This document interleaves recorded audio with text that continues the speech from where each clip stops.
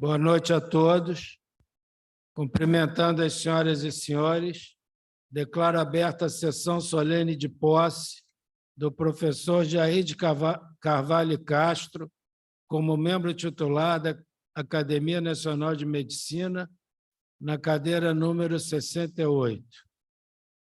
Apresento à minha direita, compondo a mesa, secretário-geral, acadêmico José Galvão Alves.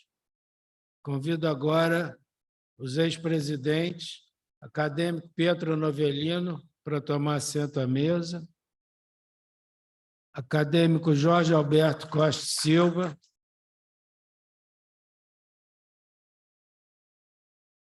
e acadêmico Rubens Belfort de Matos Júnior.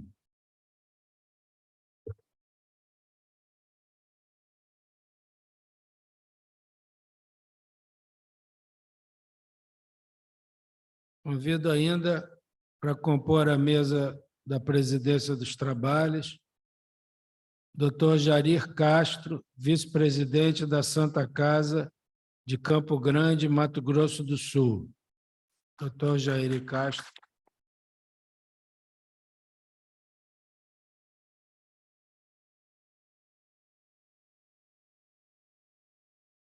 Convido o Dr. Guilherme Almeida,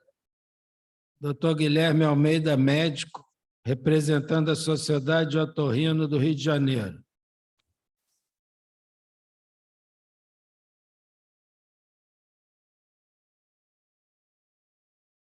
Convido o acadêmico Gerson Lima da Silva, presidente da Fundação de Amparo à Pesquisa do Estado do Rio de Janeiro.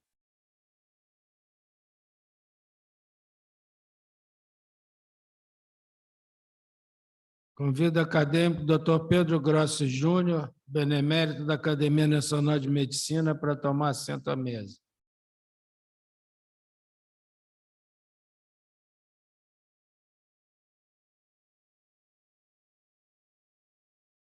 Convido o ministro Bernardo Cabral, benemérito da Academia Nacional de Medicina, para tomar assento.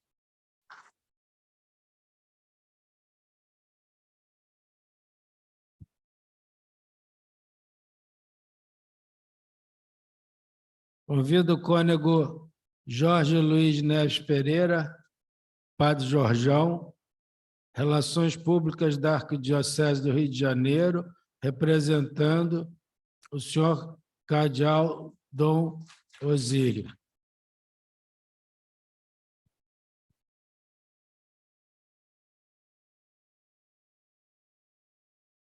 Convido o juiz Francisco Horta, ilustre provedor da Santa Casa de Misericórdia do Rio de Janeiro, para tomar assento.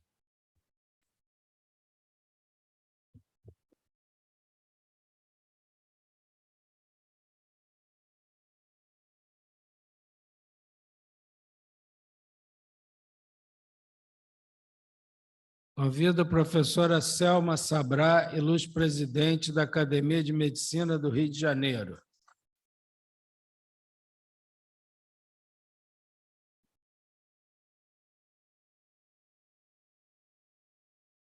Convido o professor Alberto Schneider, ilustre diretor da Faculdade de Medicina da Universidade Federal do Rio de Janeiro.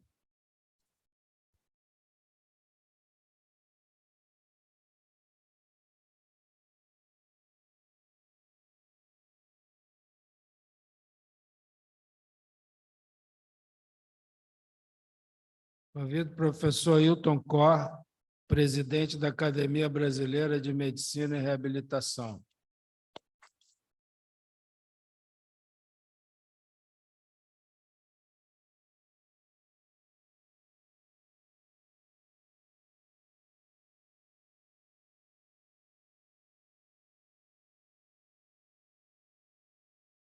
Designo agora a comissão de honra, que vai pegar o novel acadêmico e introduzi-lo no recinto para a solenidade de posse.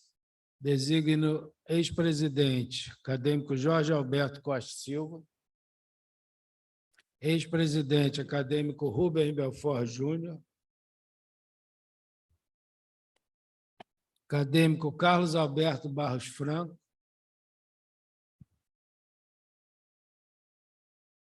acadêmico Paulo Niemeyer Filho,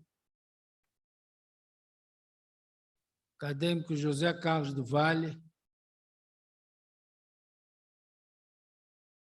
acadêmico Oswaldo Moura Brasil,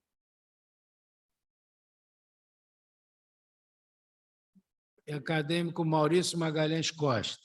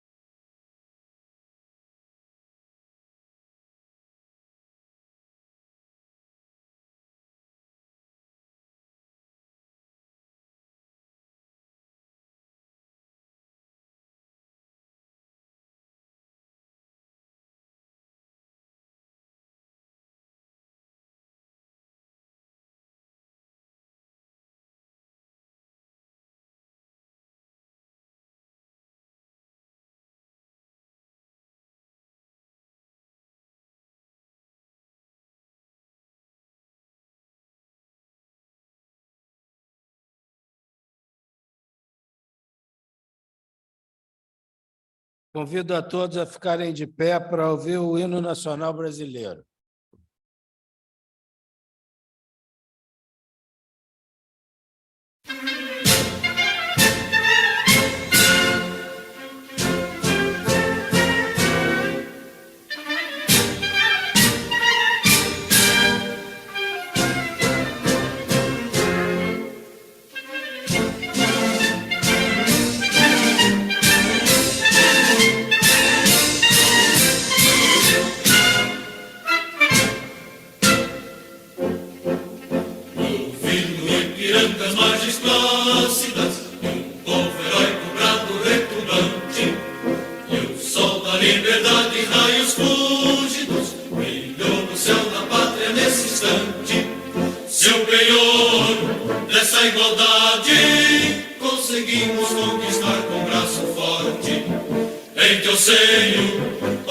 liberdade, desafia o nosso peito à própria morte.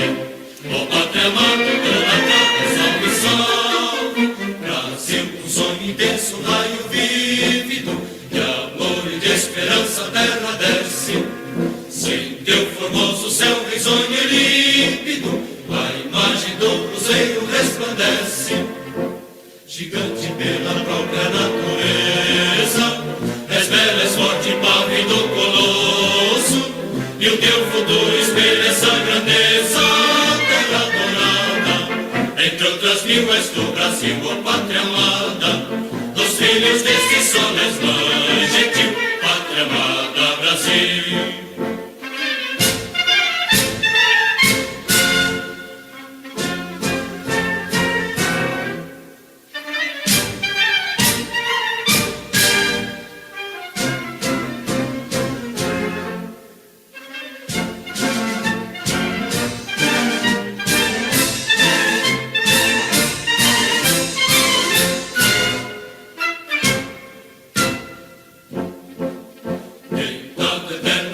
Imenso esplêndido, ao som do mar e à luz do céu profundo, fulguras ao Brasil, farão da América, iluminado ao sol do novo mundo.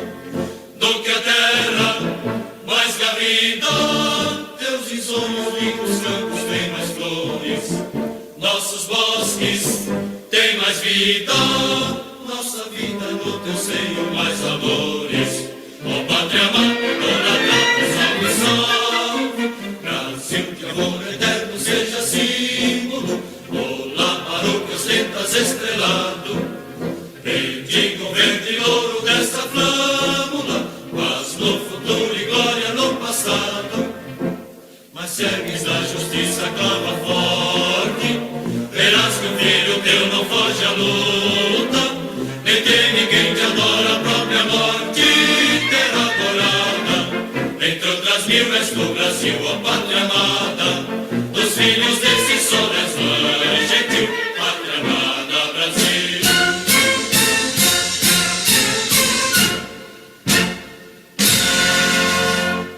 Obrigado. Convido agora o professor Jair de Carvalho Castro para dirigir-se à mesa a fim de prestar seu juramento acadêmico.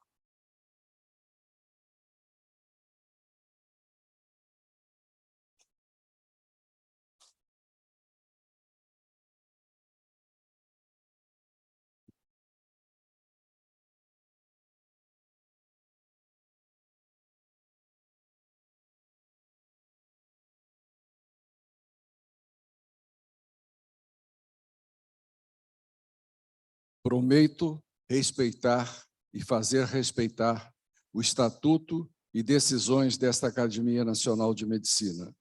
Prometo frequentar-lhe as sessões, colaborar nas suas atividades e pugnar pelo engrandecimento da medicina brasileira. Prometo cultivar o sentimento de lealdade e fraternidade para com meus pares. Obrigado. Professor Jair de Carvalho Castro, ouvi seu juramento e, como presidente da Academia Nacional de Medicina, eleito pelos meus pares e pelos poderes a mim conferidos pelo Estatuto e Regimento Interno dessa academia, tenho a honra de lhe impor a medalha e o colar acadêmico. Seja bem-vindo, acadêmico Jair de Carvalho Castro.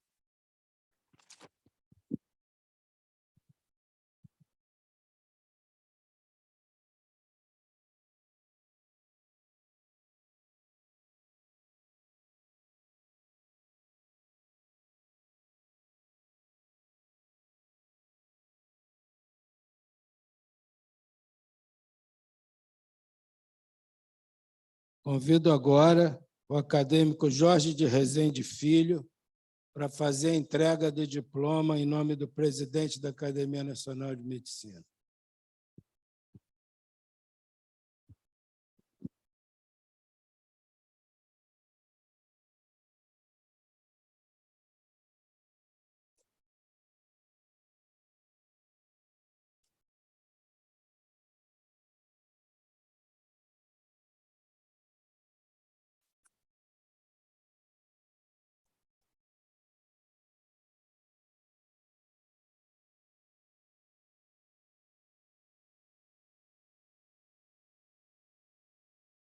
Obrigado.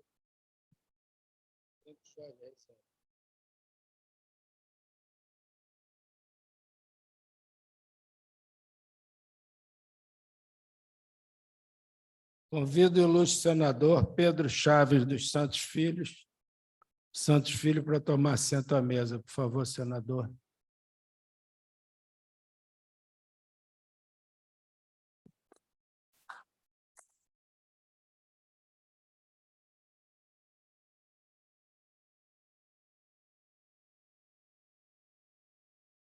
O acadêmico designado para saudar o novo membro titular, professor Jair de Carvalho Castro, é o acadêmico Silvano Raia, que teve uma dificuldade no aeroporto de São Paulo, em função de fechamento do aeroporto e chuva intensa.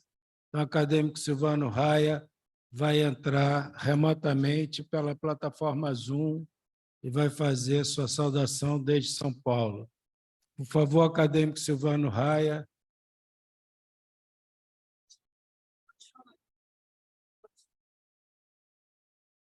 Senhor presidente Francisco Sampaio, senhoras acadêmicas, senhores acadêmicos, senhoras e senhores.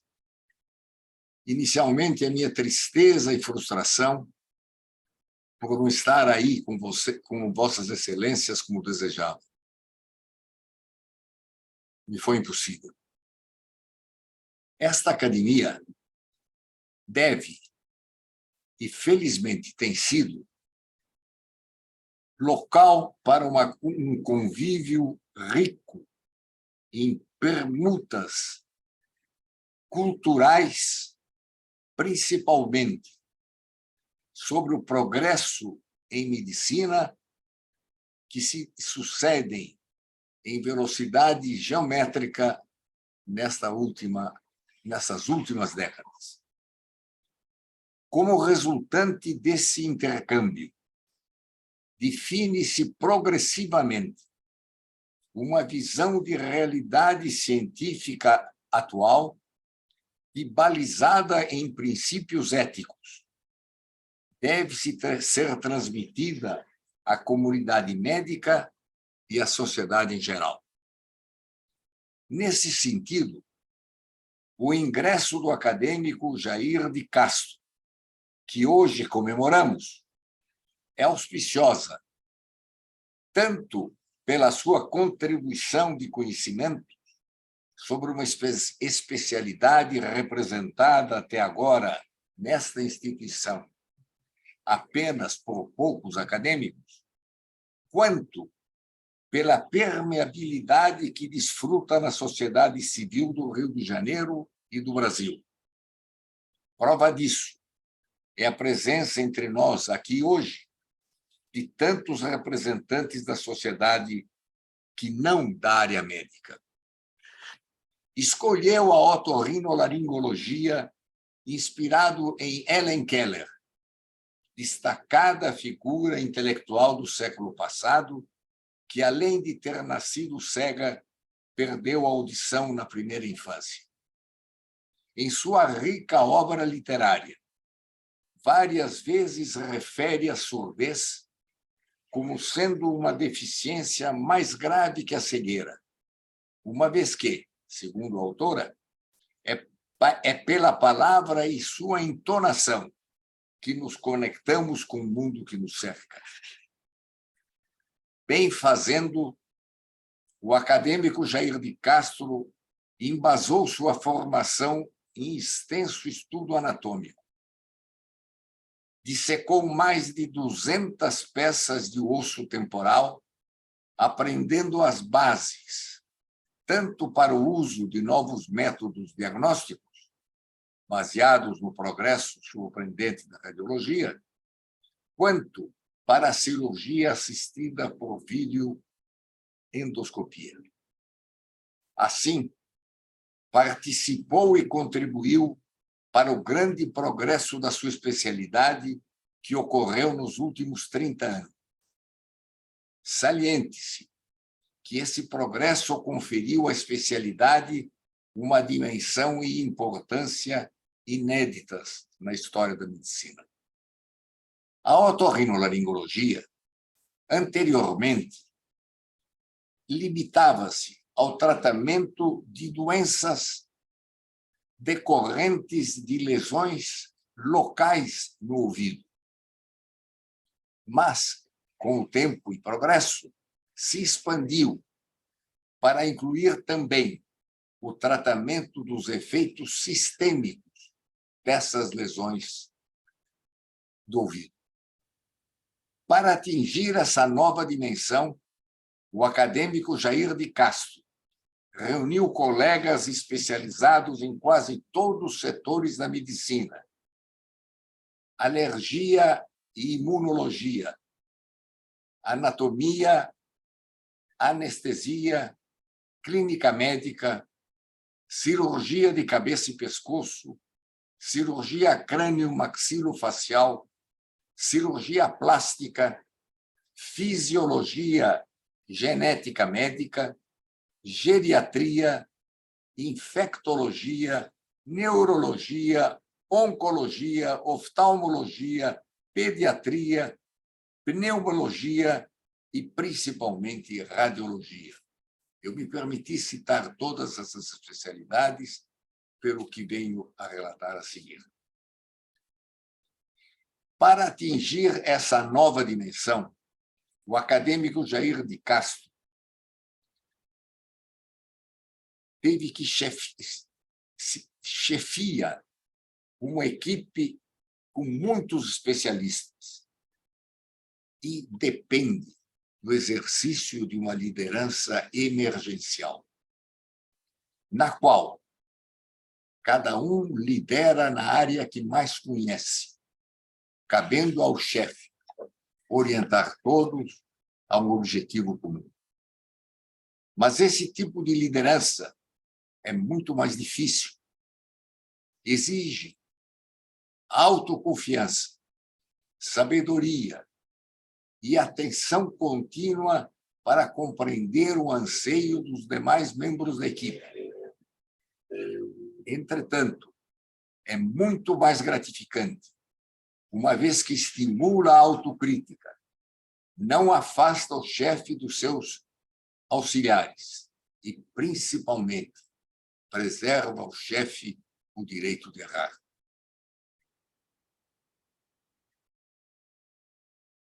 Além disso, lidera em base de expectativas futuras e não na cobrança de erros anteriores.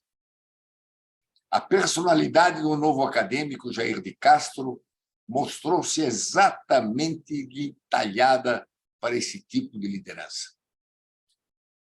De palavra fácil e amena, informa e convence, defendendo e estimulando a aceitação das causas em que acredita.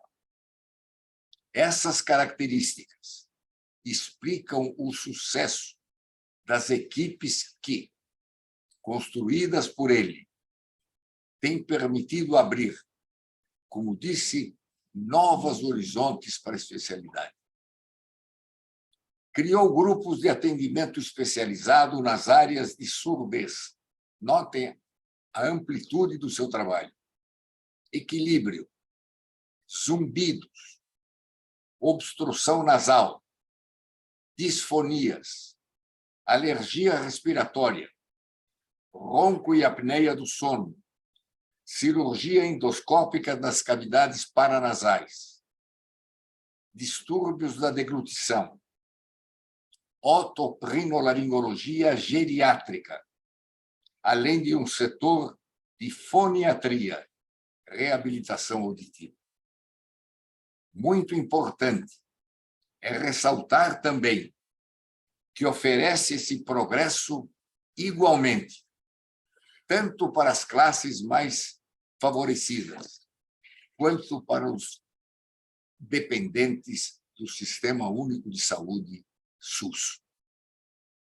Juntamente com sua equipe, criou um centro de otorrinolaringologia, completamente informatizado, no qual atende pacientes portadores de todas as doenças da especialidade, inclusive com uma unidade de neurocirurgia sob a direção do também acadêmico Paulo Niemeyer. Nesse centro, exerce intensa atividade cirúrgica, tendo se especializado no tratamento da otoesclerose, que é uma doença hereditária que atinge 2% da população brasileira e evolui para a perda auditiva progressiva, chegando à surdez. Realizou mais de 300 estapedotomias. Primeira vez que eu pronuncio isso. Cirurgia que consiste na substituição do estribo por uma prótese. Obteve recuperação de mais de 90% na maioria dos seus operados. No que diz respeito à osteoesclerose, publicou um interessante fascículo sob a forma de relato de caso sobre o que ocorreu com Beethoven em 1796, portador dessa patologia, e que marcou sua produção até hoje venerada. Analisa os efeitos dessa limitação na produção desse gênio e imagina os benefícios de um eventual tratamento que à época não existia. Também dirigiu sua atenção ao ensino e à difusão de conhecimentos, à medida que o progresso da especialidade se desenvolvia. Cada área, notem, é chefiada por um professor responsável pelo ensino correspondente. Assim, supervisionou o ensino curricular de inúmeros residentes e pós-graduados. Exerceu também grande atividade em cursos de educação continuada no Brasil e no exterior, salientando-se 6 nos Estados Unidos da América do Norte.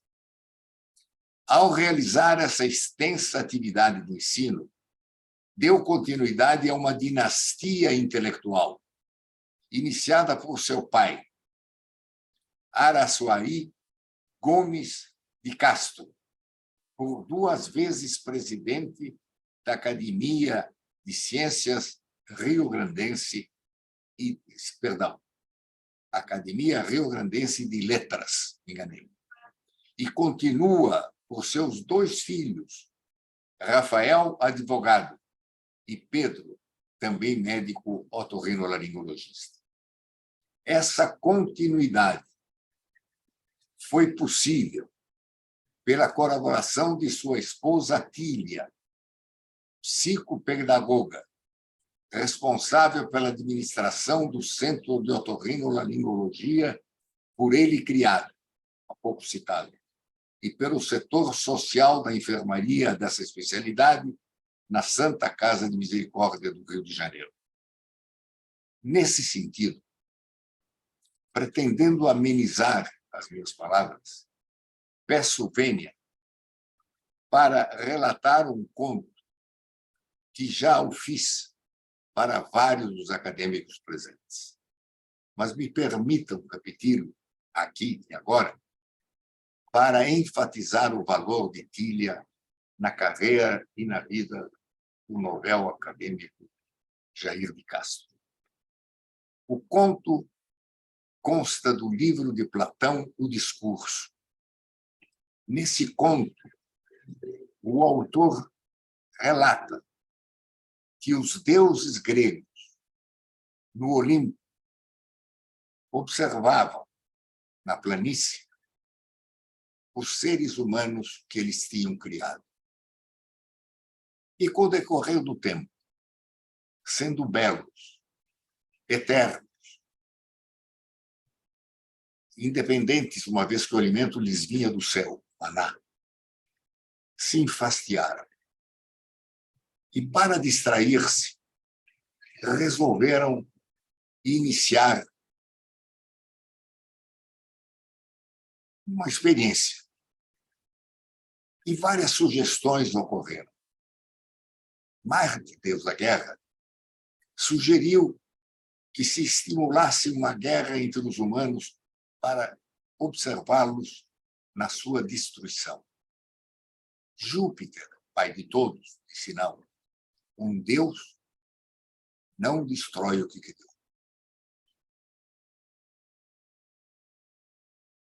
Outras sugestões ocorreram. Mercúrio, deus das comunicações, disse: vamos estimular calúnias, brigas, e Zeus disse: Deus não se rebaixa tanto. Quando Diana, a deusa da sabedoria, da elegância, sugeriu que se criassem seres humanos com os dois sexos, masculino e feminino, e hoje chamados hermafroditas, desenvolvessem uma vida independente para divertimento deles. Ocorreu, diz Platão, que esses seres, masculinos e femininos acoplados, apresentaram um desempenho tão surpreendente que chegou a assustá-los. Que, quem sabe, eles se organizassem, subissem o Monte Olimpo e os desalojassem.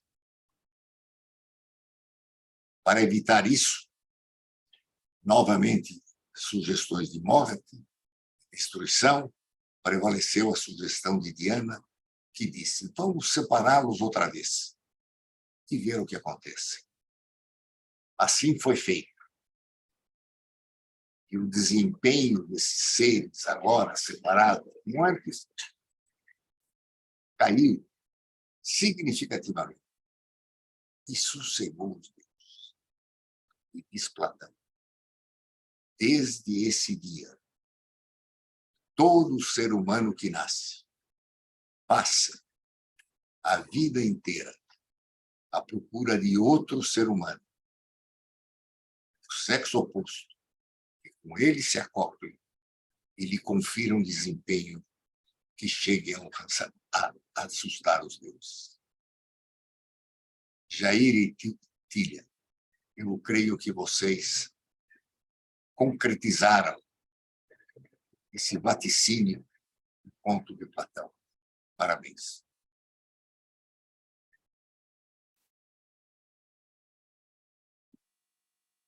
Para finalizar, analisando a carreira desde hoje, a Jair Castro, permito-me compará-la a uma reação química em que foi reagente e catalisador. Ao mesmo tempo, ele identificou as variáveis que seriam necessárias para concretizar o seu destino e a sua meta.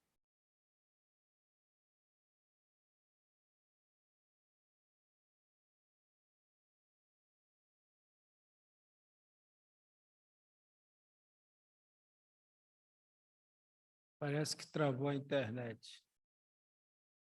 Silvano, está ouvindo?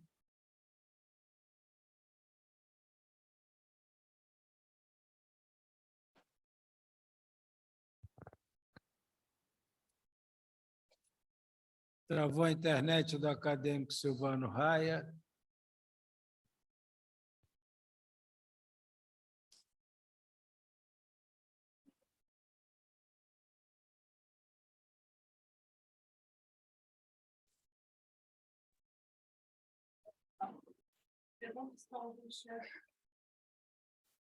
Alô, estão me ouvindo? Sim, agora sim. Continue, Silvano. Então, estou concluindo. Ao agregar esses valores através de uma liderança emergencial inconteste, Vossa Excelência, colega Jair, demonstrou que, além de merecer, vai enriquecer a nossa sociedade. Bem-haja e seja bem-vindo à nossa imortalidade. Muito obrigado. Muito obrigado, acadêmico Silvano Raia.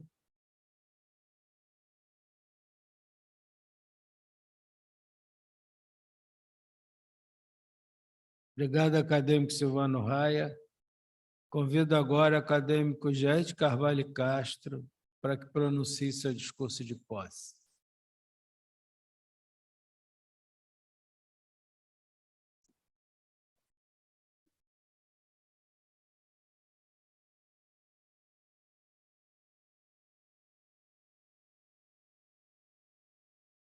Muito boa noite a todos, senhores e senhoras.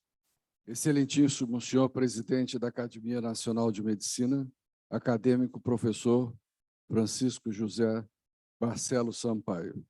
Excelentíssimos senhores ex-presidentes acadêmicos, professor Pietro Novellino, professor Jorge Alberto Costa e Silva e professor Dr. Rubens Belfort Matos Júnior. Excelentíssimo senhor presidente da secção de cirurgia, acadêmico professor Dr. Celso Portela. Excelentíssimo senhor senador constituinte Bernardo Cabral. Excelentíssimo senhor senador Pedro Chaves dos Santos Filhos, de Mato Grosso do Sul. Excelentíssimo presidente da FAPERJ, Jorge Silva. Excelentíssimo senhor presidente da Faculdade de Medicina na Universidade Federal do Rio de Janeiro, professor Schneider. Excelentíssimo senhor provedor da Santa Casa de Misericórdia do Rio de Janeiro, juiz Francisco Horta. Jari de Castro, vice-presidente da Santa Casa de Campo Grande, Mato Grosso do Sul. Doutor Guilherme Almeida, representando a Sociedade de Otorrinolaringologia do Rio de Janeiro. Professora Selma, da Academia de Medicina do Rio de Janeiro. Professor Hilton Koch, da Academia Brasileira de Medicina de Reabilitação, da qual faço parte. Demais autoridades, senhoras e senhores, muito boa noite. E, iniciando, eu gostaria de falar sobre a história da Academia Nacional de Medicina. Essa história confunde-se com o próprio crescimento do Brasil e é parte integrante e atuante na evolução da prática da medicina no país. Fundada sob o reinado do imperador Dom Pedro I, em 30 de junho de 1829, mudou de nome 2 vezes, mas seu objetivo mantém-se inalterado, o de contribuir para o estudo, a discussão e o desenvolvimento das práticas da medicina, cirurgia, saúde pública e ciências afins, além de servir como órgão de consulta do governo brasileiro sobre questões de saúde e de educação médica. Desde sua fundação, seus membros reúnem-se toda quinta-feira para discutir assuntos médicos da atualidade numa sessão aberta ao público. Esta reunião faz da Academia Nacional de Medicina a mais antiga e a única entidade cultural e científica a reunir-se regular e ininterruptamente por tanto tempo, são quase 200 anos. O grande desafio da academia é manter as tradições e, ao mesmo tempo, acompanhar a vanguarda do conhecimento e das transformações de nossa sociedade, sempre em constante busca de ideias e soluções para a melhoria da saúde e mental de toda a população brasileira. Há muitos anos venho frequentando regularmente as sessões e reuniões da Academia Nacional de Medicina, e nesse período aprendi muito, mas não o suficiente sobre as tradições, normas, regulamento, cerimonial, ritual, e procurei observar o comportamento dos acadêmicos e acadêmicas no que tange a liturgia desta confraria e o respeito pela medicina, pelos pares, pela conduta ética e o respeito a opiniões que eventualmente possam ser divergentes. A vontade de ajudar o engrandecimento da medicina brasileira e, com isso, levar a população brasileira a um nível de melhor assistência médica integral.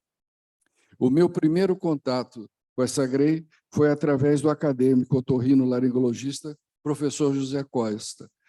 Eu fui residente da clínica professor José Costa e fui trabalhar com o professor e o filho dele, Arthur Otávio Costa, na clínica privada. E observava que às quintas-feiras o professor ficava um pouco agitado porque tinha essas reuniões. E ele me convidou por algumas vezes para assistir a alguma das sessões que tivesse interesse da nossa área. Posteriormente, e por vontade pessoal, e conhecimento e ajuda de vários acadêmicos, passei a frequentar e fazer a corte, e preparando o momento oportuno para me inscrever na secção de cirurgia. Na gestão do professor Jorge Alberto e Silva, comuniquei o meu desejo e Sua Excelência, o presidente, se colocou prontamente favorável que eu disputasse o pleito, desde que houvesse vaga. E não houve vaga na gestão do presidente, seguiu o professor Rubem Belfort, que desenvolveu nessa casa um trabalho extremamente difícil, mas que resultou numa atividade intensa, numa atividade de vida e perda de vidas, mudando a conduta de várias condutas em relação ao processo da vacinação do Covid-19. E na gestão do professor Francisco Sampaio, abriu a vaga e eu prontamente me inscrevi.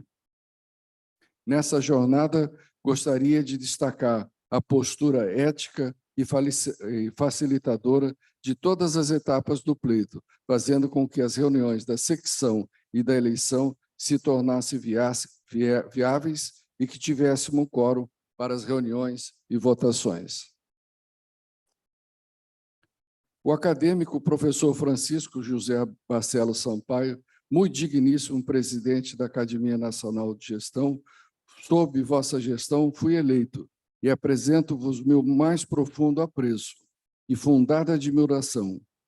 Urologista, vanguardista, cientista e pesquisador, professor titular do Centro Biomédico da Universidade Estadual do Rio de Janeiro, a UERJ, onde coordena a Unidade de Pesquisa Urogenital, pesquisador do CNPq, classe 1A.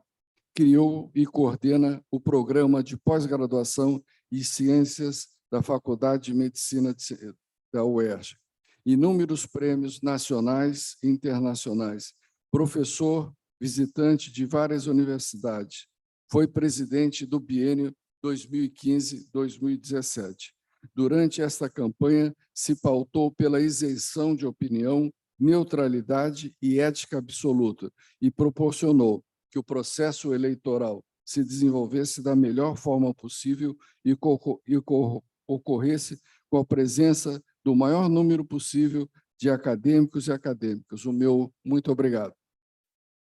O acadêmico professor Dr. Celso Portela, presidente da secção de cirurgia, agradeço as orientações precisas e isentas durante o processo de inscrição, campanha e reunião da secção, fazendo com que o processo fosse democrático e republicano.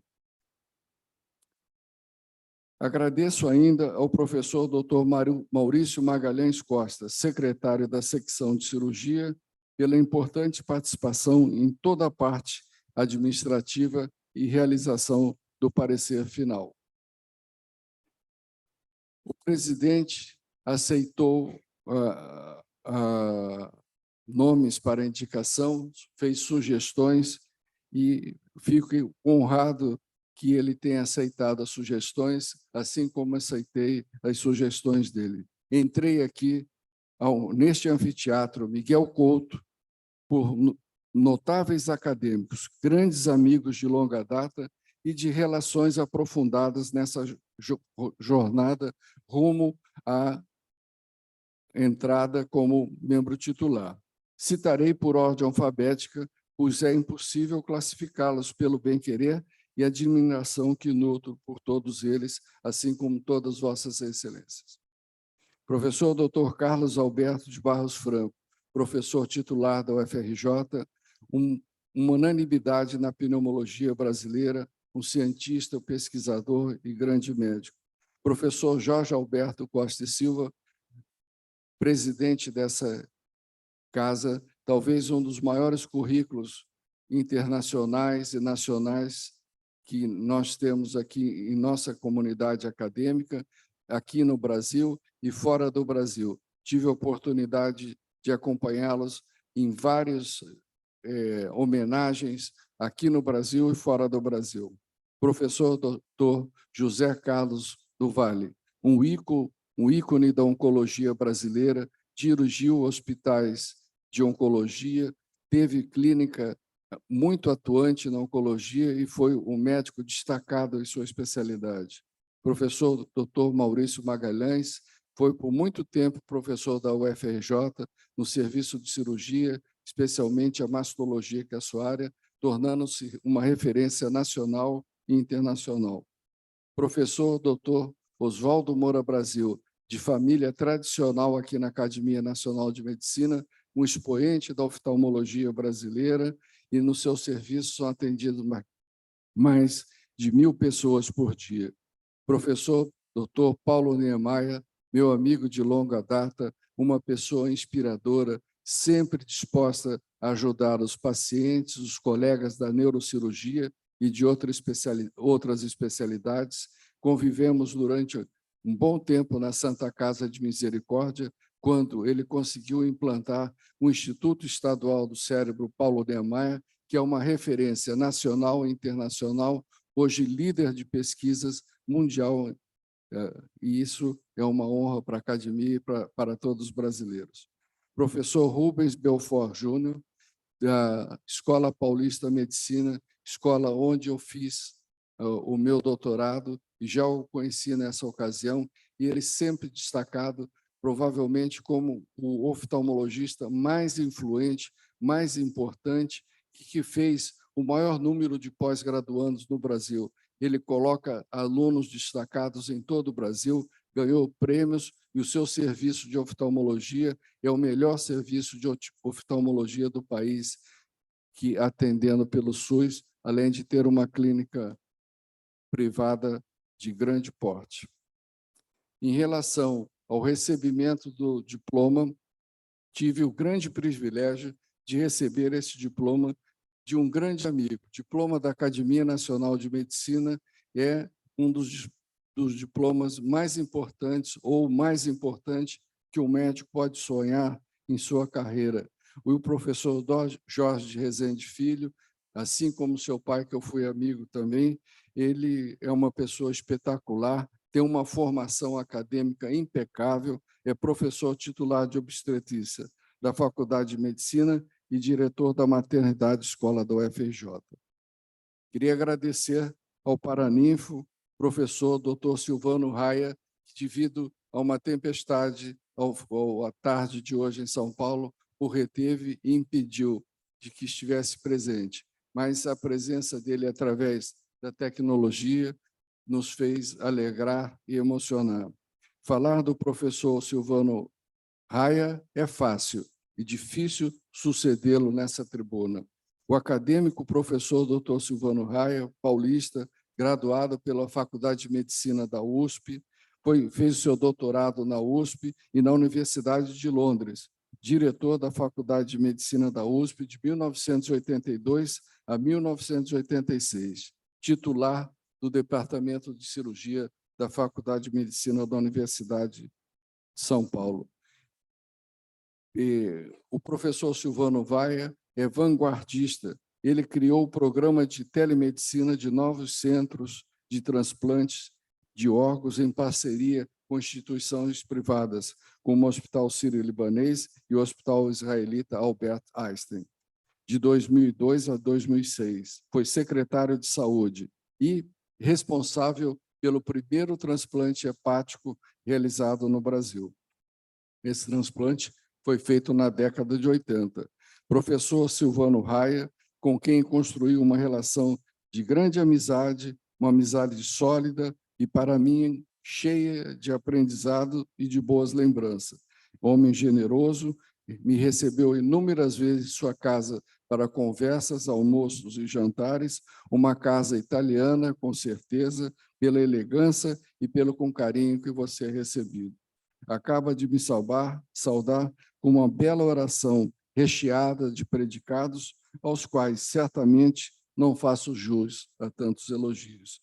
Exemplo de professor e cientista empreendedor, é um homem íntegro, de personalidade forte e inimigo da mediocridade. Elegante por natureza e que abriu o universo dos transplantes hepáticos e outros transplantes em nosso país. E agora, colocando nele toda a sua energia, conhecimento e prestígio no projeto do xenotransplante, onde, através de técnicas extremamente bem desenvolvidas e sofisticadas, brevemente poderemos ter a possibilidade de transplante de órgãos oriundos de animais, especialmente porcos, que têm uma possibilidade de tratamento genético sem nenhuma rejeição. E, assim, ele coloca a medicina brasileira no cenário mundial com suas magníficas realizações. A tradição dessa casa é um dos pontos fortes. E eu gostaria de fazer uma homenagem a algumas personalidades da história da medicina e reverenciar a memória de acadêmicos que me antecederam nessa cadeira, tradição que rege a imortalidade acadêmica. Anteriormente, gostaria de citar aqui os 7 otorrinolaringologistas que me sucederam nesses quase 200 anos. Hilário Soares de Gouveia foi o primeiro, eleito para a Academia em 1889, mineiro, patrono da cadeira 73.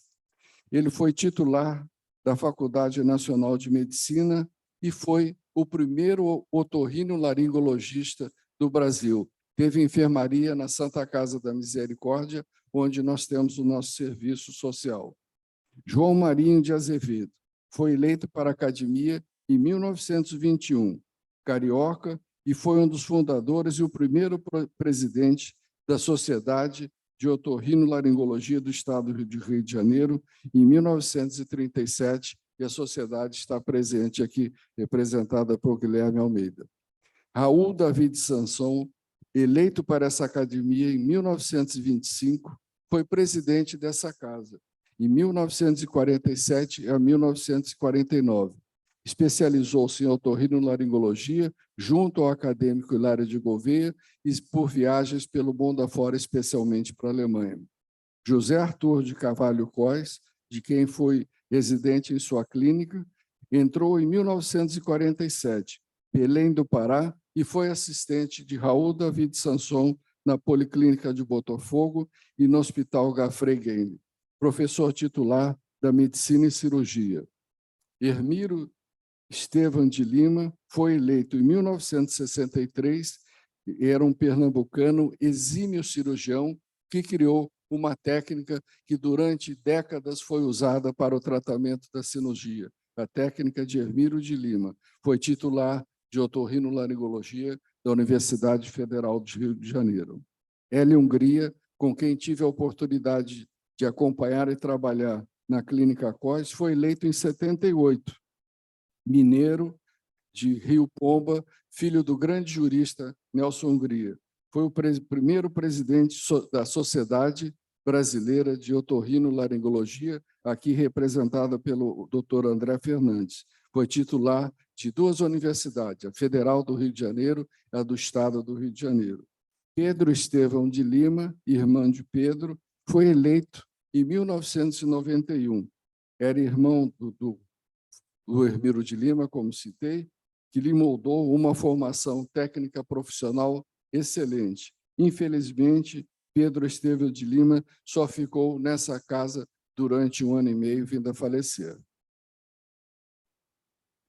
Em 1963, os membros da academia escolheram um patrono para cada um das 100 cadeiras dessa egrégia casa. Patrono é a personalidade que foi escolhida para se tornar o padrinho de uma determinada cadeira, na qual normalmente recebe homenagem durante cerimônia de posse de um novel acadêmico como essa. A imortalidade está na referência ao patrono e nos acadêmicos que o antecederam na cadeira de número 68. Recordar a sequência histórica, revivendo os seus momentos, enaltecendo os seus feitos dos seus protagonistas, exercitar e cultivar a tradição desta casa. É com muito orgulho que ingresso na Academia Nacional de Medicina, uma grande honra, um privilégio que assumirei a cadeira número 68 da secção de cirurgia. Ocupá-la é, por sem dúvida, um desafio, haja vista a importância dos notáveis acadêmicos que me precederam. O patrono da cadeira, Arnaldo Tertuliano de Oliveira Quintela, pernambucano, formado aqui no Rio de Janeiro. Foi eleito em 1910 para essa casa. Arnaldo Quintela fez parte do movimento sanitarista liderado por Oswaldo Cruz. Foi nomeado inspetor sanitário pelo próprio Oswaldo Cruz. E o primeiro ocupante da cadeira 68, que também é patrono da cadeira 80, foi Júlio Oscar de Novaes Carvalho. Eleito em 1910, doutorou-se aqui também pela Faculdade de Medicina do Rio de Janeiro e teve uma vida profissional e de grande produção científica. O sucedeu Manuel Francisco de Azevedo Júnior. Eleito em 1915, doutorou-se no Rio de Janeiro, onde fez clínica, pesquisa e trabalhou em serviços hospitalares dessa capital. A seguir, Rolando Monteiro foi eleito em 1941, carioca, doutorou-se pela Faculdade de Medicina do Rio de Janeiro aos 21 anos. Foi um especialista em Camões e procurou análises sobre Lusíadas e várias coletâneas sobre outros autores. Rolando passou a emérito em 1977, aos 75 anos, sendo sua vaga ocupada por seu irmão Aurélio Monteiro, que foi titular da Faculdade Nacional de Medicina da Universidade do Brasil. Senhoras e senhores, o destino me reservou a honra de ingressar nesse sodalice, fosse para suceder um acadêmico excepcional, o ex-presidente dessa casa, o alagoano Marcos Fernando de Oliveira Moraes. Marcos Moraes, por ter sido o primeiro colocado no curso ginasial, ganhou uma bolsa de estudos concedida pelo governo federal e veio para o Rio de Janeiro estudar no Colégio Pedro II. Marcos Moraes nasceu em Palmeiras dos Índios, em Alagoas. Graduou-se pela Faculdade de Medicina da UERJ, foi interno do Hospital Silvestre. Entre 1968 e 1969, ele volta a Palmeira dos Índios, onde organiza o serviço de cirurgia do Hospital Santa Rita.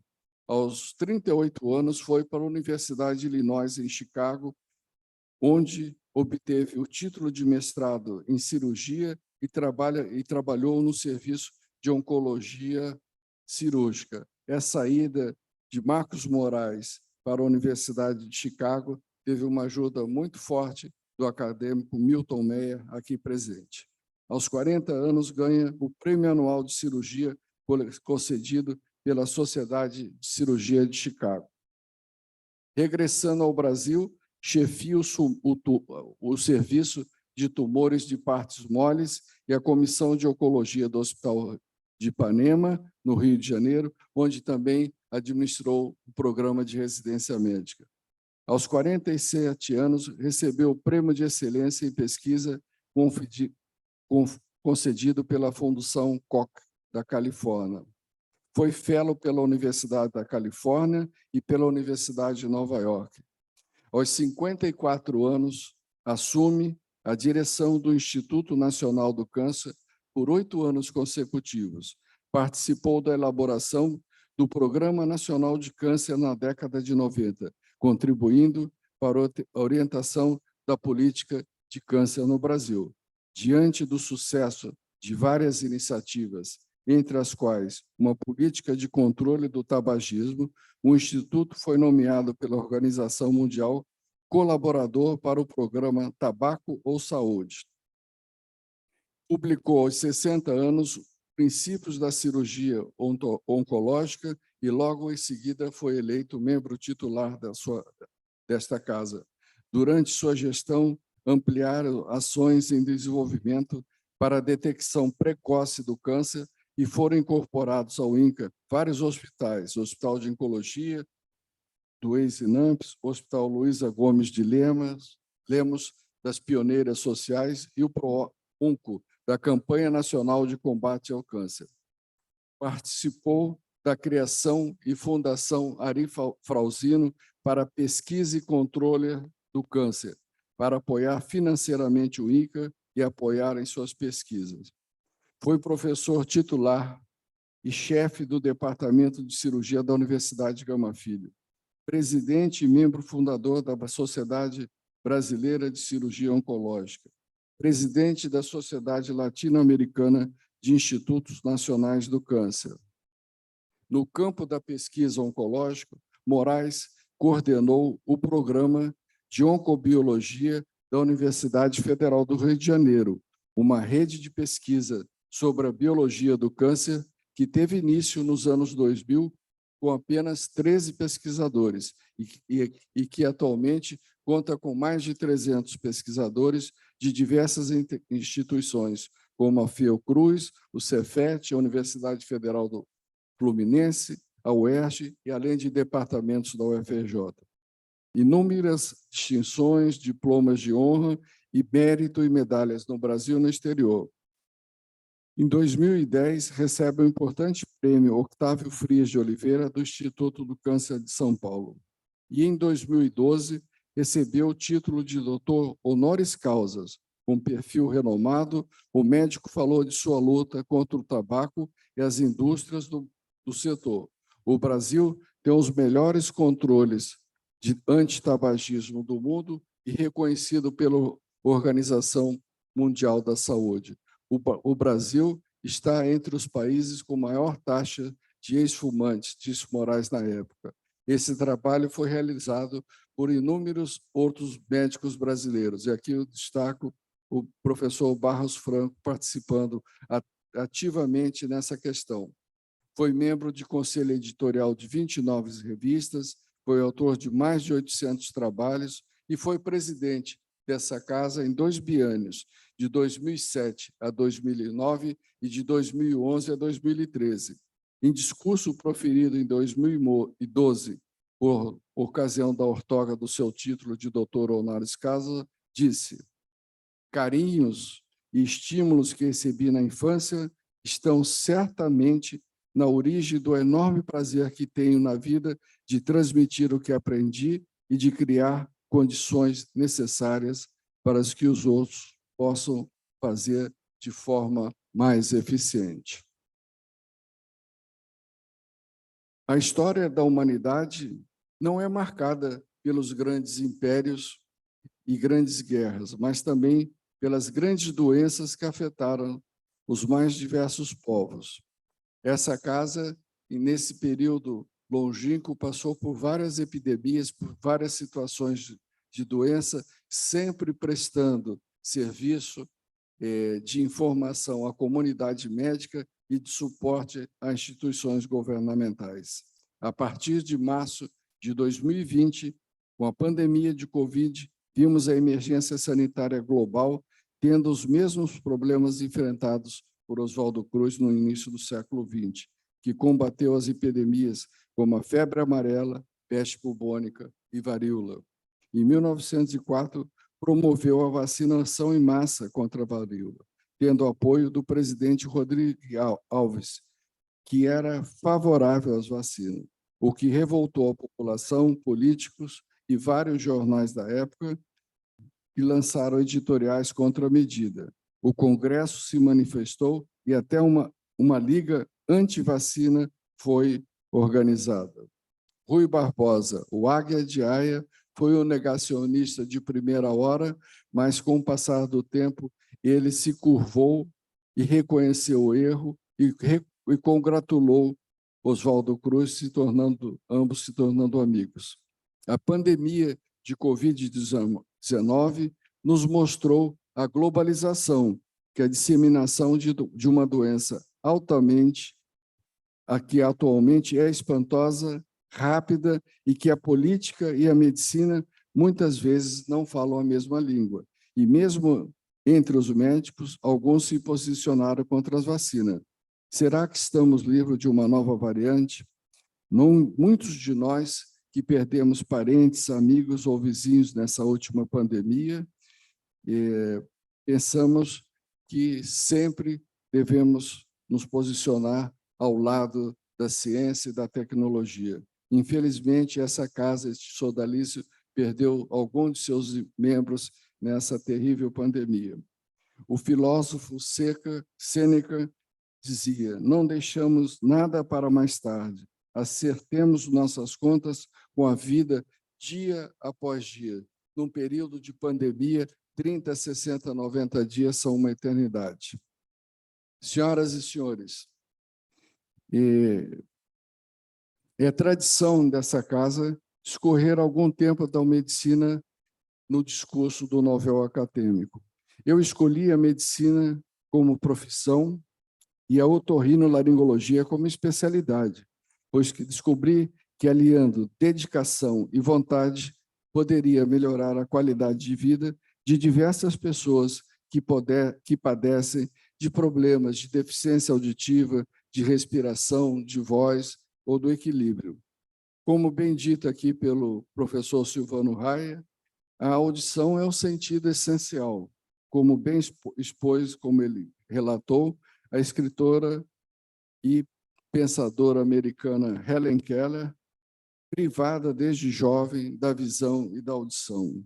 Os problemas da surdez são mais profundos e complexos, mais importantes, talvez, do que o da cegueira. A surdez é um grande infortúnio, representa a perda do estímulo mais vital, o som da voz, que veicula a linguagem, agita os pensamentos e nos mantém na companhia intelectual das pessoas.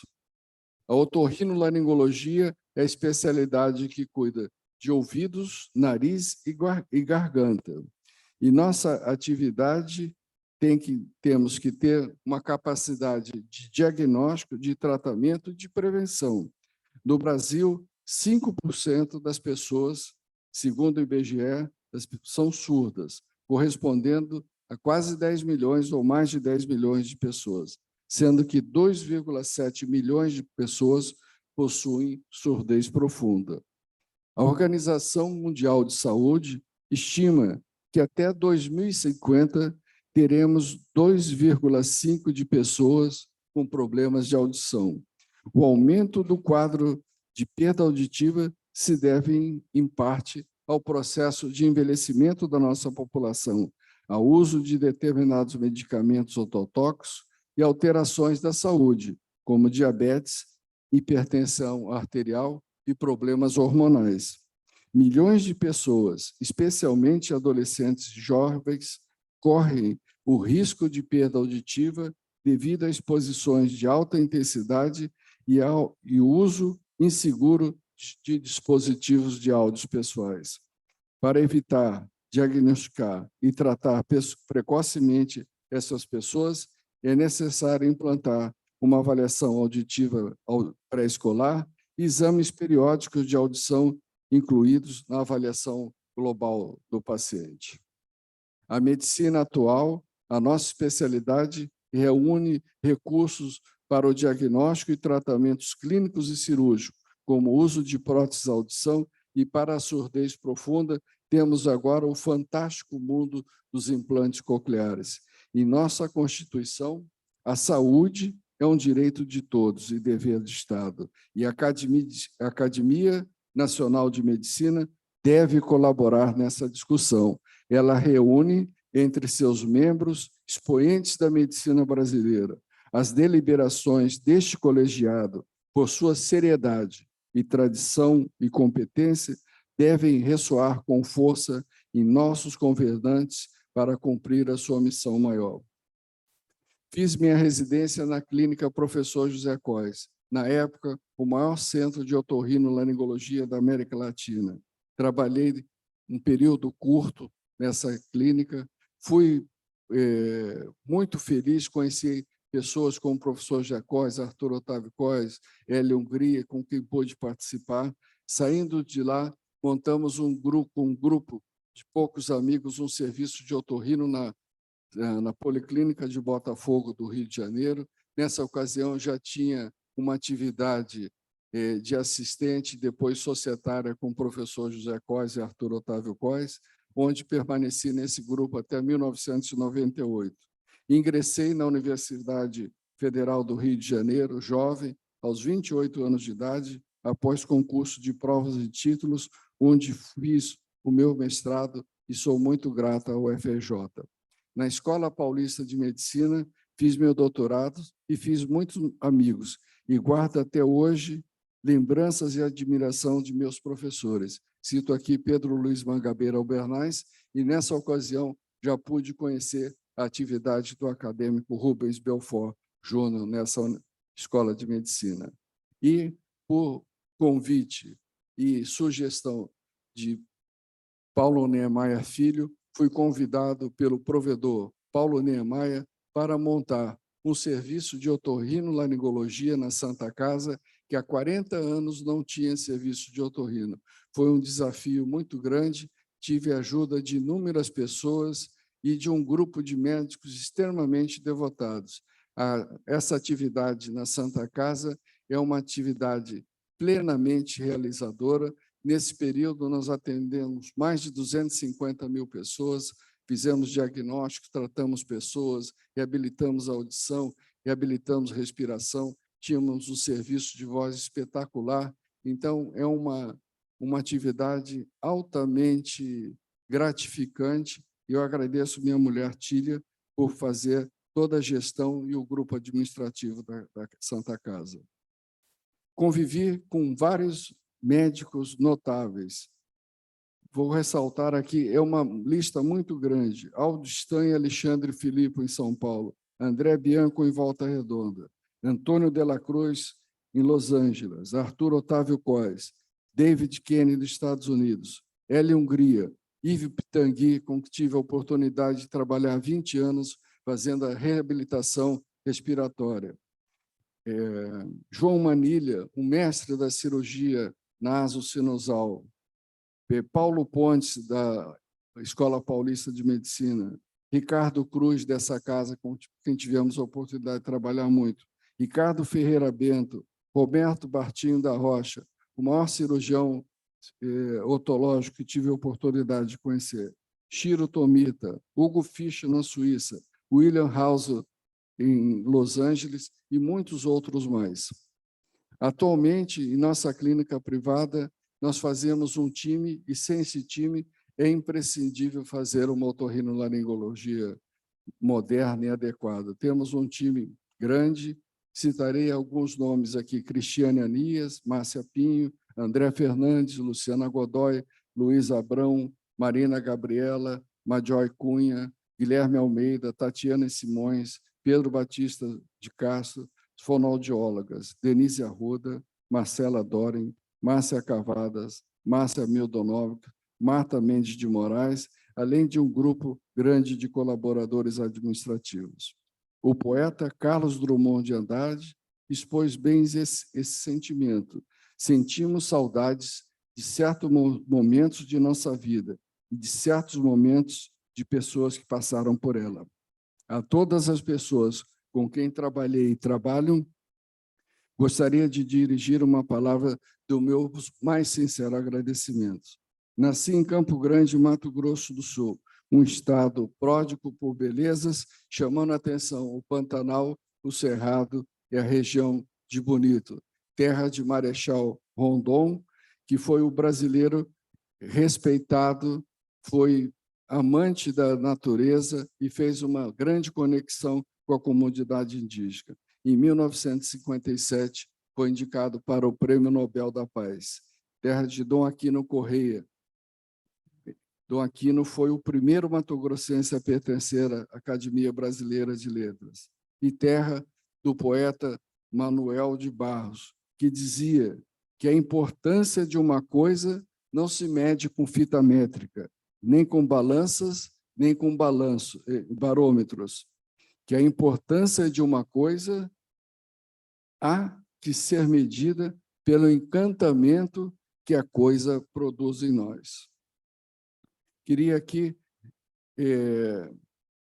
ressaltar que a jornada e a campanha para a Academia Nacional de Medicina, ela é laboriosa, ela é difícil, ela é preocupante, ela traz estresse, mas ela traz muitas coisas boas.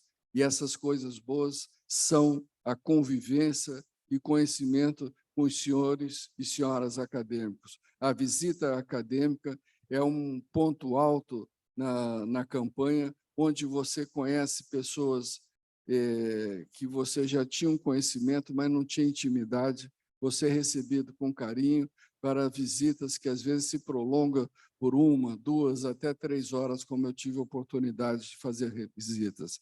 E essas visitas enriquecem o candidato e há o aprendizado sobre histórias da academia, histórias das pessoas da academia, o que valoriza muito e o prepara para que, se você for eleito, seja um acadêmico adequado.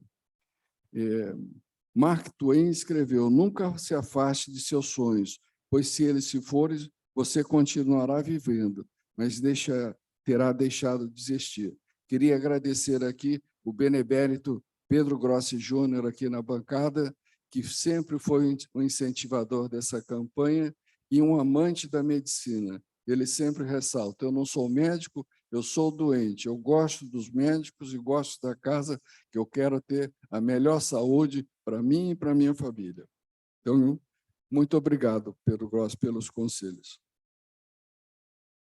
Eu gostaria de expor às vossas excelências o meu sonho de muitos anos de estar aqui hoje e ingressar nesse sodalício. Terei a honra e o privilégio de conviver com médicos tão qualificados e de contribuir para o cumprimento de sua missão, com a vívida alegria de uma convivência profícua, e sinto nos meus ombros a responsabilidade e o peso de pertencer a esta casa, onde está uma parte importante da elite intelectual da ciência médica brasileira. Aqui o acadêmico existe para servir a academia e ficar longe das glórias ufanistas da imortalidade. Formado há quase 40 anos, diariamente vivo o meu sonho de ser médico desde jovem. Encontrei nesta profissão uma fonte inesgotável de realização, alegria e amor. Tudo me encanta. A humanidade da relação com os pacientes, os familiares, o método científico, o desenvolvimento tecnológico, o ensino, a busca permanente do conhecimento e o aprendizado com outros colegas através de nossas sociedades médicas. Esta academia tem, por sua tradição e brilhantismo de seus membros, concentra o que há de melhor em todas as suas vertentes. Participar dela permitirá que eu alcance um elevado grau de desenvolvimento científico e profissional decorrente do intercâmbio com a excelência de seus membros e do cumprimento de sua nobre missão.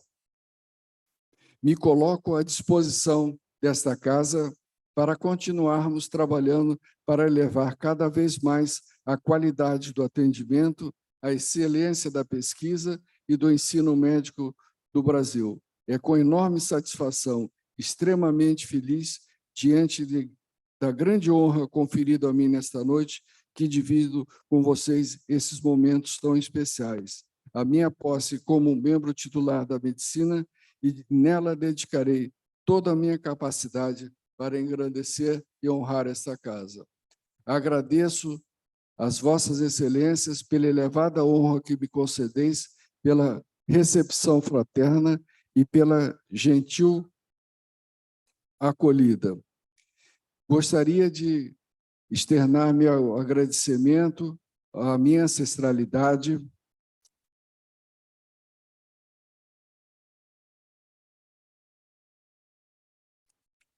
e à minha família, que está aqui presente.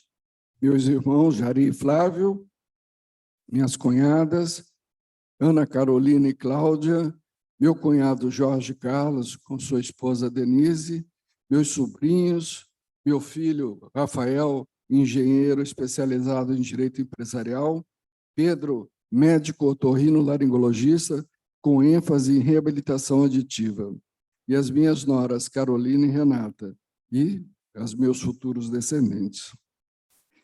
Para Tília, minha companheira há 45 anos. Tília é amiga, incentivadora, defensora da família e é uma leoa na defesa dos direitos da família. Recentemente, teve uma história passada na televisão, no Pantanal de Mato Grosso, onde existia uma personagem de nome Juma, que quando ela ficava com raiva, ela virava leoa, e a Tília virava onça, e a Tília, quando fica com raiva, vira uma leoa. Então, a gente tem que ter cuidado. Os 3 homens da casa têm que obedecer diariamente. Não é, senador Bernardo Cabral? Senador Bernardo Cabral recebeu uma das maiores homenagens do Legislativo e do governo do Amazonas, sendo recebido há uma semana atrás, aqui no nosso prédio vizinho da CNC, uma honra que foi muito bonita, mas que ainda é pouco por todo o seu trabalho que o senhor fez pelo Brasil e que nós tenhamos hoje uma democracia. Muito obrigado, senador, pela sua amizade. Gostaria de agradecer o senador Pedro Chaves dos Santos Filho, que foi meu professor em Campo Grande, Mato Grosso do Sul, e lá fiz minha base do estudo. E, para terminar, senhoras e senhores, gostaria de agradecer a todos, agradecer a presença e dedicar essa noite ao acadêmico, meu pai.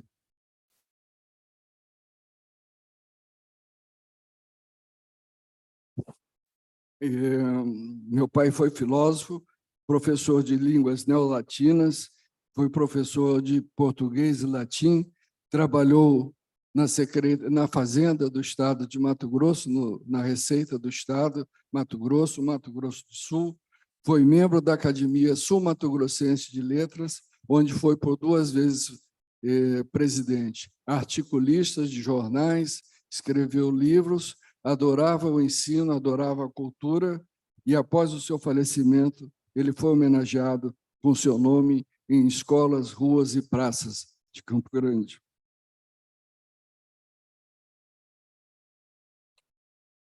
Senhoras e senhores, meus amigos, acadêmicas, acadêmicos, senhor presidente Francisco Sampaio, eu agradeço todo o carinho, todo o respeito com que fui recebido nessa casa, desde a minha inscrição até o dia da eleição. Agradeço a todos, agradeço à minha família em especial, aos meus amigos presentes aqui, e agradeço ao meu time da Clínica e da Santa Casa, onde a gente consegue fazer um trabalho de excelência. Muito obrigado a todos e saio daqui hoje muito feliz e envaidecido por fazer parte dessa comunidade tão excelente. Muito obrigado.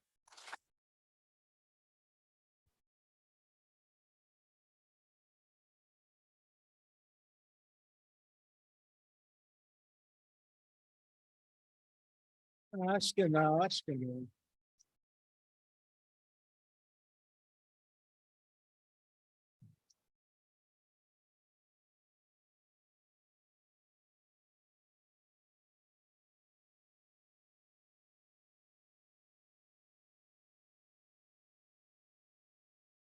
Obrigado, acadêmico Jair de Castro. Cabe agora ao presidente, como é praxe, algumas palavras finais para encerrar essa belíssima cerimônia. Estimados acadêmicas, estimados acadêmicos, autoridades presentes, senhoras e senhores convidados, família do acadêmico Jair de Castro, querida Tília. Ouvimos hoje aqui duas personalidades distintas, mas fascinantes. Fascinantes e sedutoras. O primeiro, Silvano Raia, remotamente, um cultor da cirurgia, querido amigo, e o cirurgião mais longevo dessa casa, da Academia Nacional de Medicina. Como disse Jair de Castro, foi pioneiro em transplante de fígado. É ícone da cirurgia e está em plena atividade laborativa aos 92 anos de idade, comandando um projeto de xenotransplante com diversos membros participantes. Por outro lado, ouvimos Jair de Castro, cultor da otorrinolaringologia. Jair veio preencher uma lacuna de muitos anos da especialidade em nossa casa. Jair de Castro é médico de muitos acadêmicos, inclusive meu médico, tendo operado 2 dos meus filhos, o que, para mim, é a maior demonstração de confiança que um pai médico pode dar. Tratou meus filhos com competência e carinho, por isso, Jair, obrigado. Querido acadêmico Jair de Castro, nessa casa manter a tradição é respeitar as normas da academia. E o orador, designado para saudar o novel acadêmico, segundo o regimento, o fará em nome da academia, por indicação do senhor presidente e de comum acordo com o recipiendário. Assim, agradeço ao meu amigo acadêmico Silvano Raia, que nos vê remotamente, que fez ao novel acadêmico essa bela saudação, fez em nosso nome, fez em nome da Academia Nacional de Medicina. A imposição desse colar acadêmico e a entrega do diploma pelo regimento são atribuições do presidente. Após o juramento acadêmico, e só então o eleito se torna membro titular dessa casa. Só nesse momento. Pelo enorme afeto que Jair de Castro e eu próprio tenho pelo acadêmico Jorge Rezende Filho, solicitei que o mesmo o diplomasse, em meu nome, em nome do presidente dessa casa. E lhe agradeço por isso, querido Jorge. Agradeço ainda aos ex-presidentes Jorge Alberto Costa Silva, Rubem Belfort Júnior, bem como aos outros queridos acadêmicos que fizeram membro dessa comissão e introduziram o nosso Jair de Castro ao recinto para ser elevado solenemente à categoria de membro titular da Academia Nacional de Medicina. Senhoras e senhores, Jair de Castro nos deu a lição da serenidade, da educação, da fidalguia e da perseverança, da vontade inabalável de pertencer à Academia Nacional de Medicina. A vontade de vencer e de se comprometer com essa casa quase sempre leva o candidato, se ele for de boa estirpe e de excelente nível, a ser eleito. Jair de Castro frequentou a academia com assiduidade, como ele mesmo disse, durante muitos anos. Namorou a casa, conquistou os acadêmicos e se fortaleceu. Quando estava pronto, esperou o momento certo, iria se candidatar, foi decretada a pandemia e as atividades acadêmicas presenciais foram suspensas. Ficou a polêmica, Jair, se seriam abertas inscrições ou não. Foi momento de tensão e decidiu-se por não abri-las. E assim se passaram mais 2 anos. Jair de Castro nos esmoreceu. Participou de todas as sessões da academia de forma remota. Continuou conversando com os acadêmicos, trocando mensagens, participando de todas as atividades e continuou se preparando. Quando, enfim, já na minha gestão, na primeira sessão do ano acadêmico, no dia 3 de março de 2022, declarei aberta a inscrição da vaga da cadeira número 68. Jair de Castro se inscreveu. Entretanto, nada seria fácil para ele, pois outro concorrente também se inscreveu. E Jair de Castro enfrentou uma campanha eleitoral acirrada, mas novamente nos deu a lição da serenidade, da educação, da fidalguia e da perseverança. Enfrentou a campanha com grande tenacidade, mas com espírito sereno. Não falou mal de ninguém, foi discreto, tratou bem o adversário e olhou apenas para frente, para o desejo de pertencer a essa casa. Assim é que entre a inscrição e a posse de Jair de Castro, solene nesse dia, entre campanha, análise de títulos e trabalhos, reuniões de secção, eleições plenárias, decorreram 9 meses. Meu querido acadêmico Jair de Castro, devo repetir que a posse de um acadêmico tem compromissos inclusos no juramento que prestou nessa mesa antes da imposição do colar acadêmico.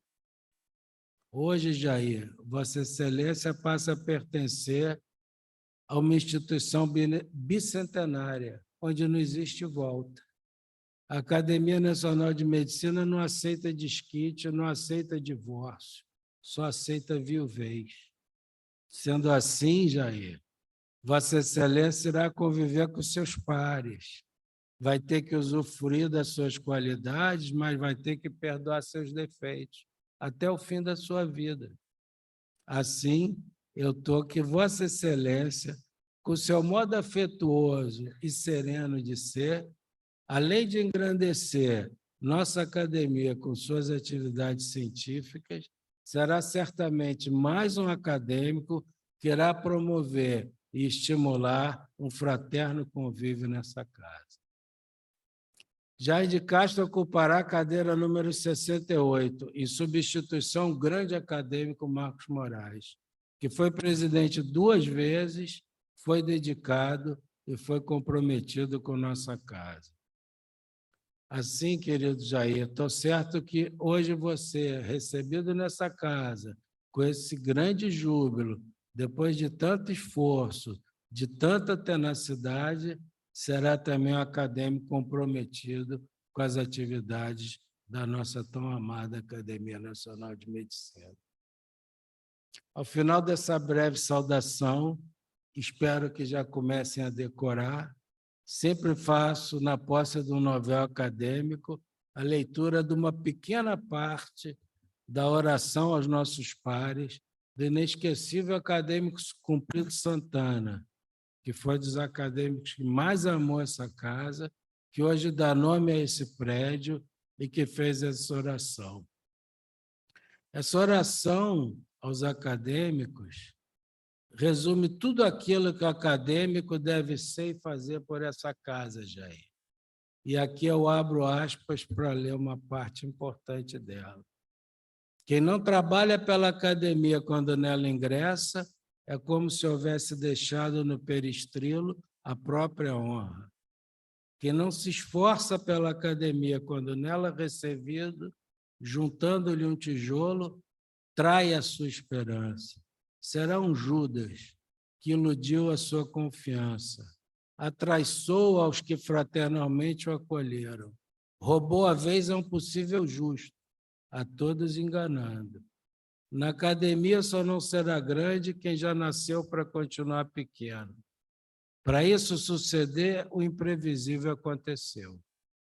Não cremos que alguém haja traído o juramento que prestou após as muitas lutas que travou para conseguir atravessar o peristilo do sodalício.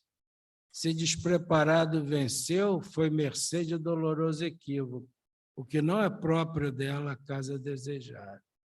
O peristilo é grandioso e é da natureza humana tentar alcançar o que pode parecer inatingível. Querido professor Jair de Castro, eu e todos que amam essa casa temos certeza que Vossa Excelência, que hoje toma posse com grande alegria, grande júbilo, será um acadêmico comprometido e dedicado à Academia Nacional de Medicina, que tanto nos é querida. Seja bem-vindo, querido Jair de Castro.